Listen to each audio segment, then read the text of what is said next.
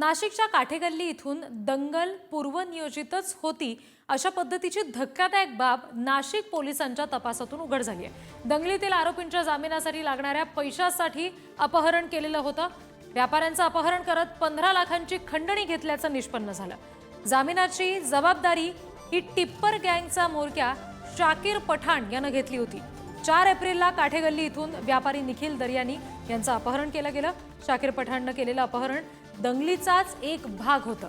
तब्बल 12 दिवस अगोदरच जामिनासाठीच्या पैशांची सोय शाकीर पठाणकडून केली गेली असं उघड झालेलं आहे। आणखी तपशील घेऊयात, प्रतिनिधी किरण ताजणे आपल्याशी जोडले गेलेले आहेत त्यांच्याकडून। किरण, हा सगळा नेमका काय प्रकार घडलेला आहे, याबाबतचा विस्तार खुलासा काय आहे?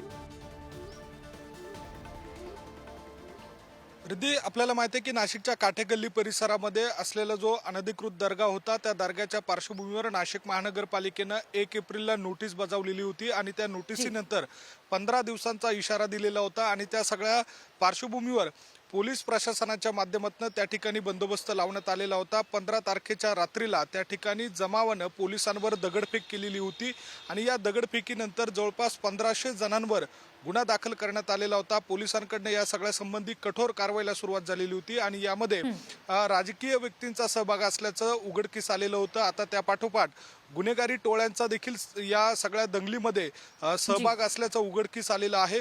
महत्त्वाची बाब म्हणजे ही जी दंगल झालेली आहे ही पूर्वनियोजितच होती अशा स्वरूपाची बाब नाशिक पोलिसांच्या तपासामध्ये उघडकीस आलेली आहे। यामध्ये जी दंगल झालेली होती त्या दंगलीमध्ये जे आरोपी होते त्यांना भविष्य काळामध्ये सोडवण्यासाठी त्यांच्या जामिनासाठी जो पैसा लागणार होता त्याची पूर्वतयारीच ही साधारणपणे 12 दिवस अगोदर करण्यात आलेली होती आणि याची जबाबदारी घेतलेली होती ती टिप्पर गँगचा जो म्होरक्या आहे शाकीर पठाण यानं ती जबाबदारी घेतलेली होती।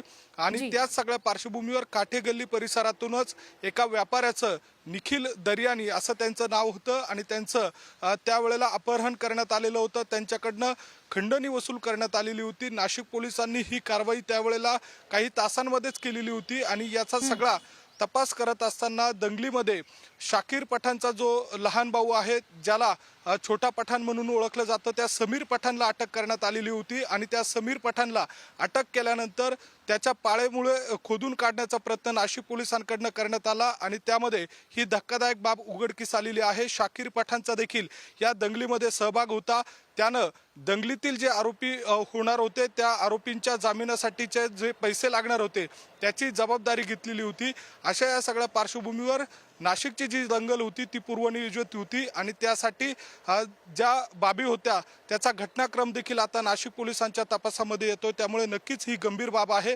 येत्या काळामध्ये राजकीय व्यक्तींसोबतच गुन्हेगारी टोळींचा आता पोलीस कशा पद्धतीने तपास करतात हे बघणं महत्त्वाचं असणार आहे।